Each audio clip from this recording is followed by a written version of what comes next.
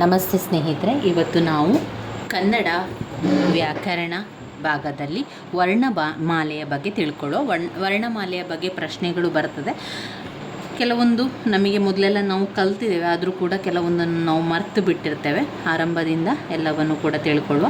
ನಾವು ಮಾತನಾಡುವ ಮಾತುಗಳೆಲ್ಲ ವಾಕ್ಯಗಳಾಗಿರ್ತದೆ. ವಾಕ್ಯಗಳು ಪದಗಳಿಂದ ಕೂಡಿರ್ತದೆ.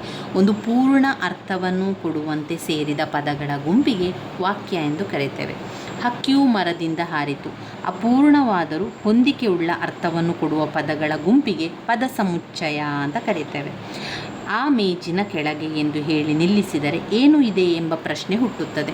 ಇದು ಅರ್ಥಪೂರ್ಣವಾಗಲು ಇನ್ನೂ ಕೆಲವು ಪದಗಳ ಸಹಾಯ ಬೇಕು. ಅರ್ಥದಲ್ಲಿ ಯಾವ ಹೊಂದಿಕೆಯೂ ಇಲ್ಲದ ಪದಗಳ ಗುಂಪು ಪದ ಸಮುಚ್ಚಯಗಳಲ್ಲ. ಮೇಜು ಮನೆಗೆ, ಕುಣಿಯುತ್ತದೆ ಮರದ, ಹೀಗೆ ವಾಕ್ಯಗಳು ಪದಗಳಿಂದ ಕೂಡಿ ಹಲವು, ಹಾಗೆ ಪದವು ವರ್ಣಗಳಿಂದ ಕೂಡಿರ್ತದೆ. ಈಗ ನಮಗೆ ವರ್ಣಮಾಲೆಗಳು ತುಂಬಾ ಮುಖ್ಯ. ವರ್ಣಮಾಲೆಯಲ್ಲಿ ಕನ್ನಡದಲ್ಲಿ ಒಟ್ಟು 49 ವರ್ಣಗಳಿದೆ. ಕನ್ನಡದಲ್ಲಿ ಎಷ್ಟು ವರ್ಣಗಳಿದೆ ಅಂತ ಕೇಳ್ತಾರೆ. ಕನ್ನಡದಲ್ಲಿ ಒಟ್ಟು 49 ಅಕ್ಷರಗಳಿವೆ. ವರ್ಣಗಳಿಗೆ ಅಕ್ಷರಗಳೆಂದು ಕರೆಯುವಂಥದ್ದು. ಅಕ್ಷರದಲ್ಲಿ 49, ನೆನಪಲ್ಲಿಟ್ಕೊಳ್ಳಿ. ಒಟ್ಟು 49 ಅಕ್ಷರಗಳು. ಎಲ್ಲಿಂದ?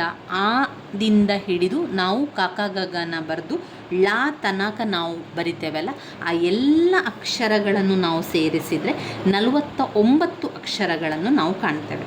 ಅದರಲ್ಲಿ 13 ಅಕ್ಷರಗಳು ಸ್ವರಗಳನ್ನು ಹೊಂದುತ್ತದೆ. ಆ ಇಂದ ಔ ತನಕ ಇರುವಂಥದ್ದು ಸ್ವರಗಳು.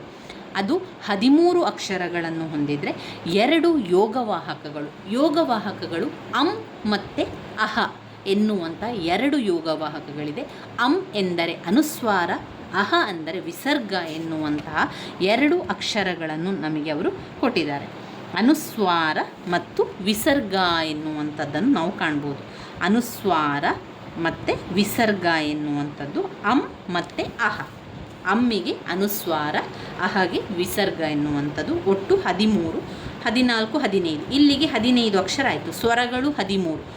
ಕನ್ನಡ ವರ್ಣಮಾಲೆಯಲ್ಲಿ ಒಟ್ಟು 49 ಅಕ್ಷರಗಳಿದೆ. ಅದರಲ್ಲಿ 13 ಸ್ವರಗಳು, 2 ಯೋಗವಾಹಕಗಳು, ಅನುಸ್ವಾರ ಮತ್ತು ವಿಸರ್ಗ, ಅಂ ಮತ್ತು ಅಹ. ಇನ್ನು ವ್ಯಂಜನಾಕ್ಷರಗಳು ಅಂದರೆ ಕಾದಿಂದ ಲಾ ತನಕ ವ್ಯಂಜನಾಕ್ಷರಗಳಿದೆ. ಹಾಗಾದರೆ ವ್ಯಂಜನಾಕ್ಷರಗಳು ಎಷ್ಟಿದೆ? ಈ ವ್ಯಂಜನಾಕ್ಷರಗಳಲ್ಲಿ ನಾವು ನೋಡಿದರೆ ಈ ಞ ಣ ಣ ನ ಮವನ್ನು ಬಿಟ್ಟು ಉಳಿದದನ್ನು ನೋಡುವಂಥದ್ದು. ಅದಕ್ಕೆ ನಾವು ಏನು ಹೇಳ್ತೇವೆ? ಅದಕ್ಕೆ ನಾವು ಅದಕ್ಕೂ ಬೇರೆ ರೀತಿಯಲ್ಲಿ ಹೇಳುವಂಥದ್ದು ಸ್ವರಗಳು, ವ್ಯಂಜನಗಳು, ಯೋಗವಾಹಕಗಳು.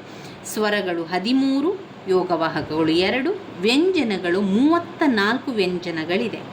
ವರ್ಗೀಯ ವ್ಯಂಜನಗಳು ಮತ್ತು ಅವರ್ಗೀಯ ವ್ಯಂಜನಗಳು ನೋಡಿ, ಇಲ್ಲಿ ಚಿತ್ರದ ಮೂಲಕ ಕೊಟ್ಟಿದ್ದಾರೆ. ಆಗ ನಿಮಗೆ ಸರಿಯಾಗಿ ಅರ್ಥ ಆಗ್ತದೆ ನೋಡಿ. ಒಟ್ಟು 49 ಅಕ್ಷರಗಳು.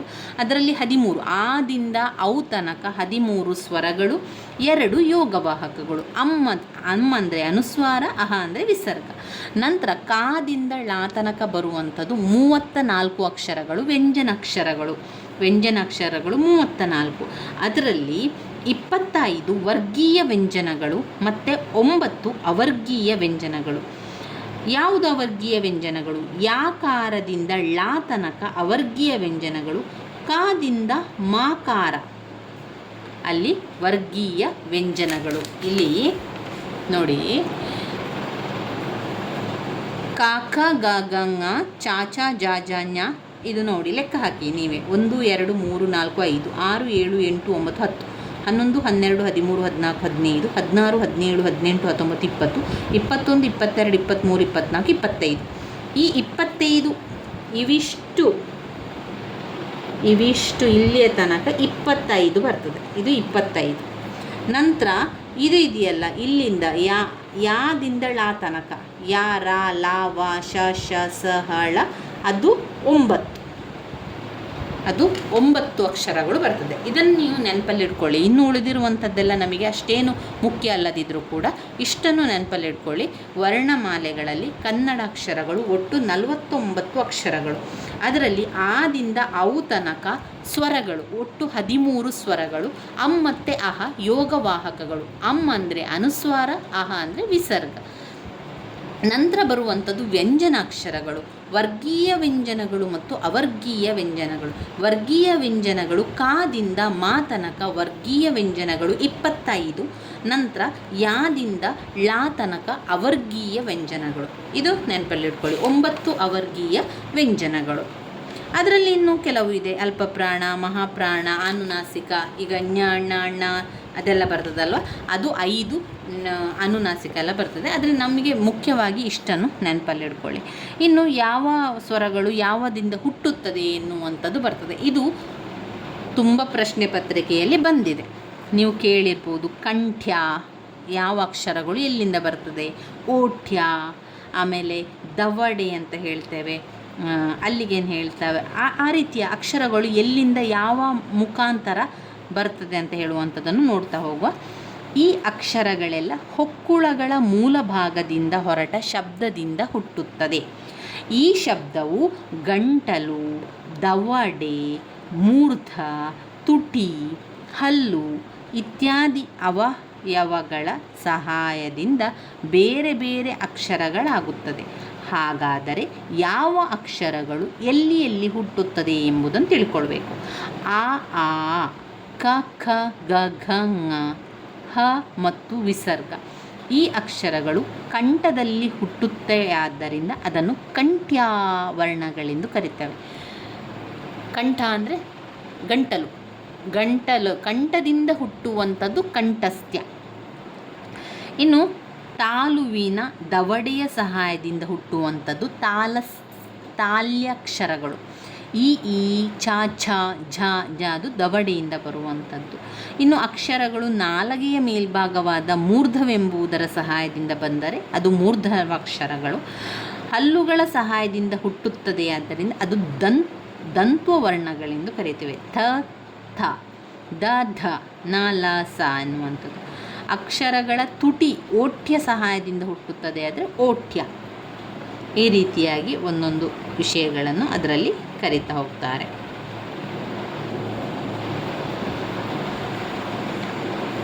ಇಲ್ಲಿ ವ ಎಂಬ ಅಕ್ಷರಗಳು ಹಲ್ಲು, ದಂತ ಮತ್ತು ತುಟಿಯ ಸಹಾಯದಿಂದ ಹುಟ್ಟುತ್ತದೆ, ಆದ್ದರಿಂದ ಅದನ್ನು ದಂತೋಷ್ಟ್ಯ ಅಂತ ಕರೀತಾರೆ. ವ. ಎ ಐ ಅಕ್ಷರಗಳು ಓಠ್ಯ. ಎ ಐ ಎನ್ನುವಂಥದ್ದು ಕಂಠ ಮತ್ತು ತುಟಿಯ ಮುಖಾಂತರ ಬರುವುದರಿಂದ ಓಠ್ಯ ಅಂತ ಕರೆಯಲಾಗುತ್ತದೆ. ಅನುಸ್ವಾರ ಇದು ಕಂಠ ಮತ್ತು ನಾಸಿಕ ಸಹಾಯದಿಂದ ಹುಟ್ಟುವಂಥದ್ದು. ಇನ್ನು ನಾವು ನೋಡಿದರೆ ಸ್ವರಗಳು ಸ್ವತಂತ್ರವಾಗಿ ಉಚ್ಚಾರಣೆಯಾಗುವಂಥದ್ದು ಹ್ರಸ್ವಸ್ವರ, ದೀರ್ಘಸ್ವರ, ಪ್ಲುತಸ್ವರ, ವ್ಯಂಜನಗಳು, ವರ್ಗೀಯ ವ್ಯಂಜನಗಳು, ಅಲ್ಲಿ ಅಲ್ಪಪ್ರಾಣ, ಮಹಾಪ್ರಾಣ, ಅನುನಾಸಿಕಗಳು, ಮೂಗಿನ ಮುಖಾಂತರ ಹೇಳುವಂಥದ್ದು ಇದರೊಳಗೆ ಬರ್ತದೆ. ಇನ್ನು ನಾವು ವಿಚಾರಗಳನ್ನು ನಾವು ನೋಡಿದರೆ ಇಲ್ಲಿ ಗುಣಿತಾಕ್ಷರಗಳನ್ನು ಕಾಣ್ತೇವೆ. ಗುಣಿತಾಕ್ಷರಗಳು ಹೇಗೆ ಬರ್ತದೆ ಎನ್ನುವಂಥದ್ದಿದೆ. ಅದು ನಮಗೆ ಇನ್ನೂ ಅಷ್ಟು ಅದರಲ್ಲಿ ಇಂಪಾರ್ಟೆಂಟ್ ಇಲ್ಲ. ಇನ್ನು ನಾವು ಓದಬೇಕಾಗಿರುವಂಥದ್ದು ಇನ್ನು ಇದರಲ್ಲಿ ನಾಮಪದ ಪ್ರಕರಣಗಳನ್ನು ಓದ್ಕೊಳ್ಳುವ. ನಾಮಪದ ಪ್ರಕರಣಗಳಲ್ಲಿ ನಾವು ವಿಭಕ್ತಿ ಪ್ರತ್ಯಯಗಳೆಲ್ಲ ವೆರಿ ವೆರಿ ಇಂಪಾರ್ಟೆಂಟ್. ಪ್ರತಿ ಸಾರಿ ಪ್ರಶ್ನೆ ಪತ್ರಿಕೆಯಲ್ಲಿ ಇರುವಂತಹ ಒಂದು ಪ್ರಶ್ನೆ ಕಾರಕಾರ್ಥಕಗಳನ್ನು ತಿಳಿಸಿ ಅಥವಾ ವಿಭಕ್ತಿ ಪ್ರತ್ಯಯಗಳನ್ನು ತಿಳಿಸಿ ಅದನ್ನೆಲ್ಲ ಕೇಳ್ತಾರೆ. ಅದನ್ನು ನಾವು ಮುಂದಿನ ವಿಡಿಯೋದಲ್ಲಿ ತಿಳ್ಕೊಳ್ಳುವ. ಅದರಿಂದ ಮೊದಲು ನಾವು ಈ ಒಂದು ಅಕ್ಷರಗಳ ಸ್ವರಗಳು ಬರ್ತದೆ, ಯಾವ ರೀತಿ ಅದು ಬರ್ತದೆ ಎನ್ನುವಂಥದ್ದನ್ನು ಇಲ್ಲಿ ನಾನು ನಿಮಗೆ ತೋರಿಸ್ತಾ ಹೋಗ್ತಾನೆ. ಕ ಅಂದರೆ ಕಂಠ್ಯ. ಕ ಚ ಟ ತ ಪ ಯಾವ್ಯಾವ ಅಕ್ಷರಗಳು ಯಾವ್ಯಾವುದಕ್ಕೆ ಅಂತ ಇಲ್ಲಿ ಬರೆದಿರುವಂಥದ್ದನ್ನು ನಿಮಗೆ ಕಾಣ್ಬೋದು. ಕ ಅಂದರೆ ಕಂಠ್ಯ, ಕಂಠದಿಂದ ಬರುವಂಥದ್ದು. ಖ ಅನ್ನುವಂಥದ್ದು ಕಂಠ್ಯದಿಂದ ಬರುವಂಥದ್ದು. ಚ ಅಂದರೆ ತಾಲವ್ಯ, ದವಡೆಯಿಂದ, ಚಾಲವ್ಯ ದವಡೆ. ಟ ಎಂದರೆ ಮಾರ್ದೂಲ. ಮಾರ್ದೂಲ ಅಂದರೆ ನಾಲಿಗೆಯ ಮೇಲಿನ ಭಾಗ, ಮಾರ್ದೂಲ. ತ ಅಂದರೆ ದಂತ, ಹಲ್ಲಿನ ಮುಖಾಂತರ ಬರುವಂಥದ್ದು ಯಾವ ಅಕ್ಷರ? ತ. ಈ ಅಕ್ಷರ ಯಾವುದಕ್ಕೆ ಸೇರಿದೆ ಅಂತ ಕೇಳ್ತಾರೆ. ಆವಾಗ ನಾವು ಬರೀಬೇಕು. ಕ ಅಂತ ಬಂದಾಗ ಕಂಠ್ಯ, ಚ ಅಂತ ಬಂದಾಗ ತಾಲವ್ಯ ದವಡೆ, ಟ ಟ ಅಂದರೆ ಮಾರ್ದೂಲ, ತ ಅಂದರೆ ದಂತ ಹಲ್ಲುಗಳಿಂದ, ಪ ತುಟಿ ಅಥವಾ ಓಠ್ಯದಿಂದ. ಪ ಎನ್ನುವಂಥದ್ದು ಪ ಪ ಪ ಎನ್ನುವಂಥದ್ದು ಓಠ್ಯ, ತುಟಿಯಿಂದ. ತುಟಿ ಅಂತ ಹೇಳೋದಕ್ಕೆ ಓಠ್ಯ ಅಂತ ಹೇಳುವಂಥದ್ದು. ಪ ಪ ಪ ಪ ಪ ಅಂತ ಬಂದಾಗ ತುಟಿ ಬರ್ತದೆ ನೋಡಿ, ತುಟಿ ಓಠ್ಯ ಅಂತ ಬರ್ತದೆ. ತ ತ ದಂತ, ತ ತ ಅಂತ ಆ ರೀತಿ ನೆನಪಲ್ಲಿ ಇಟ್ಕೊಳ್ಳಿ. ದಂತ ಹಲ್ಲು. ಆಮೇಲೆ ಟ ಟ ಅಂದರೆ ಮಾರ್ದೂಲ, ನಾಲಿಗೆಯ ಮೇಲ್ಭಾಗದಲ್ಲಿ ಮಾರ್ದೂಲ. ಚ ಅಂದರೆ ತಾಲವ್ಯ ದವಡೆ, ಚ ಚ ಅಂದರೆ ತಾಲವ್ಯ ದವಡೆ. ಕ ಅಂದರೆ ಕಂಠ್ಯ, ಕ ಅಂದರೆ ಏನು? ಕಂಠ್ಯದಿಂದ ಬರುವಂಥದ್ದು. ಈಗ ಮತ್ತೊಮ್ಮೆ ಹೇಳಿ. ಕ ಅಂದರೆ ಕಂಠ್ಯ, ಚ ಅಂದರೆ ತಾಲವ್ಯ ದವಡೆ, ಟ ಅಂದರೆ ಮಾರ್ದೂಲ, ಮಾರ್ದೂಲ ಅಂದರೆ ನಾಲಿಗೆಯ ಮೇಲೆ, ತ ಅಂದರೆ ದಂತ ಹಲ್ಲು, ಪ ಅಂದರೆ ತುಟಿ, ಪ ಅಂದರೆ ತುಟಿ ಓಠ್ಯ. ಕ ಕಂಠ, ಚ ತಾ ಕ ಕಂಠ ಕಂಠ್ಯ, ಚ ಕ ಕಂಠ್ಯ, ಚ ತಾಲವ್ಯ ದವಡೆ, ಚ ತಾಲವ್ಯ ದವಡೆ.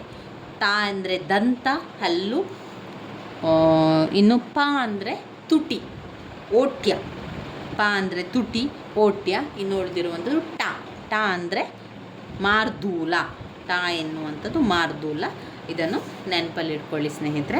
ಇನ್ನು ನಾಮಪದದ ಪ್ರಕರಣಗಳನ್ನು ಕೂಡ ಓದ್ಕೊಳ್ಳುವ, ಅದು ತುಂಬಾ ಇಂಪಾರ್ಟೆಂಟ್ ಆಗಿರುವಂಥದ್ದು.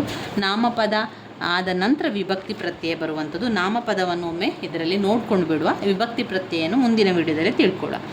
ನಾವು ಮಾತನಾಡುವ ಮಾತುಗಳಲ್ಲಿ ಅನೇಕ ಬಗೆಯ ಶಬ್ದಗಳಿರ್ತದೆ. ಆ ಶಬ್ದಗಳಿಗೆ ನಾವು ಬೇರೆ ಬೇರೆ ಹೆಸರುಗಳನ್ನು ಕೊಟ್ಟಿರ್ತೇವೆ. ಅಂದರೆ ಒಂದೊಂದು ಜಾತಿಯ ಶಬ್ದಗಳನ್ನು ಒಂದೊಂದು ಗುಂಪು ಮಾಡಿ ವ್ಯಾಕರಣಗಳಲ್ಲಿ ಹೇಳ್ತೇವೆ. ಉದಾಹರಣೆಗೆ ಈ ಕೆಳಗಿನ ಮಾತುಗಳನ್ನು ನೋಡಿ. ಆತನು ಮನೆಯನ್ನು ಚೆನ್ನಾಗಿ ಕಟ್ಟಿದನು. ಒಕ್ಕಲಿಗರು ಕಷ್ಟದಿಂದ ಬೆಳೆಯನ್ನು ಬೆಳೆಯುವರು.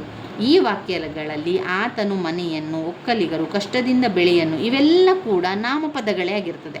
ಒಕ್ಕಲಿಗರು ನಾಮಪದ, ಕಷ್ಟ ನಾಮಪದ, ಬೆಳೆ ನಾಮಪದ, ಮನೆ ನಾಮಪದ, ಆತನು ಎನ್ನುವಂಥ ನಾಮಪದ. ಕಟ್ಟಿದನು, ಬೆಳೆಯುವನು ಎನ್ನುವಂಥದ್ದು ಕ್ರಿಯಾಪದವನ್ನು ಹೋಲಿಸ್ತದೆ. ಚೆನ್ನಾಗಿದೆ ಎನ್ನುವಂಥದ್ದು ಅವ್ಯಯವನ್ನು ತೋರಿಸುವಂಥದ್ದು. ಚೆನ್ನಾಗಿ ಎನ್ನುವಂಥದ್ದು ಅವ್ಯಯ, ಕಟ್ಟಿದನು ಮತ್ತು ಬೆಳೆದನು ಎನ್ನುವಂಥ ಕ್ರಿಯಾಪದ, ಉಳಿದದೆಲ್ಲ ನಾಮಪದ. ಹೀಗೆ ನಾವು ಆಡುವ ಮಾತುಗಳನ್ನು ಮುಖ್ಯವಾಗಿ 3 ಗುಂಪುಗಳನ್ನಾಗಿ ಮಾಡ್ತೇವೆ. ಅದು ನಾಮಪದ, ಕ್ರಿಯಾಪದ ಹಾಗೆ ಅವ್ಯಯ. ನಾಮಪದ, ಕ್ರಿಯಾಪದ, ಅವ್ಯಯ. ನಾಮಪದ ಅಂದರೆ ಹೆಸರು, ಆತನು, ಮನೆಯನ್ನು, ಒಕ್ಕಲಿಗ, ಕಷ್ಟದಿಂದ, ಬೆಳೆದನು, ಇದೆಲ್ಲ ಕೂಡ ನಾಮಪದ. ಕ್ರಿಯಾಪದ ಅಂತ ಬಂದಾಗ ಕಟ್ಟಿದನು ಮತ್ತು ಬೆಳೆಯುವನು ಕ್ರಿಯಾಪದ ಬರ್ತದೆ. ಆಮೇಲೆ ಅವ್ಯಯ ಎನ್ನುವಂಥದ್ದು ಚೆನ್ನಾಗಿ ಎನ್ನುವಂಥ, ಆತನು ಮನೆಯನ್ನು ಚೆನ್ನಾಗಿ ಕಟ್ಟಿದ, ಇದರಲ್ಲಿ ಚೆನ್ನಾಗಿ ಎನ್ನುವಂಥದ್ದು ಏನಾಗಿರ್ತದೆ? ಅದು ಅವ್ಯಯ ಪದವಾಗಿರ್ತದೆ. ನಾಮಪದ, ಪದ ಎಂದರೆ ಪ್ರಕೃತಿಗಳಿಗೆ ಪ್ರತ್ಯಯಗಳು ಸೇರಿ ಪದಗಳೆನಿಸ್ತದೆ. ನಾಮಪದದ ಮೂಲ ರೂಪವಾಗಿ ಕ್ರಿಯೆಯ ಅರ್ಥವನ್ನು ಕೊಡದೆಯೂ ಇರುವ ಶಬ್ದವೇ ನಾಮ ಪ್ರಕೃತಿಯನ್ನೆನಿಸುವುದು. ಇದನ್ನು ಪ್ರಾತಿಪದಿಕ ಎಂದು ಕರೆಯಲಾಗುತ್ತದೆ. ನಾಮ ಎಂದರೆ ಹೆಸರು ಎಂದರ್ಥ. ಹೆಸರುಗಳನ್ನು ಸೂಚಿಸುವ ಪದಗಳೇ ನಾಮಪದಗಳು. ನಾಮ ಪ್ರಕೃತಿಗೆ ವಿಭಕ್ತಿ ಪ್ರತ್ಯಯಗಳು ಸೇರಿ ಪೂರ್ಣ ನಾಮಪದಗಳು ರೂಪುಗೊಳ್ಳುತ್ತದೆ. ನಾಮ ಪ್ರಕೃತಿಗೆ ವಿಭಕ್ತಿ ಪ್ರತ್ಯಯಗಳು ಸೇರಿ ಪೂರ್ಣ ನಾಮಪದಗಳು ರೂಪುಗೊಳ್ಳುತ್ತದೆ ಅಂತ ಇದರಲ್ಲಿ ಬಂದಿದೆ. ನನ್ನ ವೀಡಿಯೋಸ್ ಎಲ್ಲ ನಿಮಗೆ ಇಷ್ಟ ಆಗಿದ್ದರೆ ಲೈಕ್ ಕೊಡಿ, ಶೇರ್ ಮಾಡಿ, ಸಬ್ಸ್ಕ್ರೈಬ್ ಮಾಡಲಿಕ್ಕೆ ಮರಿಬೇಡಿ ಸ್ನೇಹಿತರೆ. ಧನ್ಯವಾದಗಳು.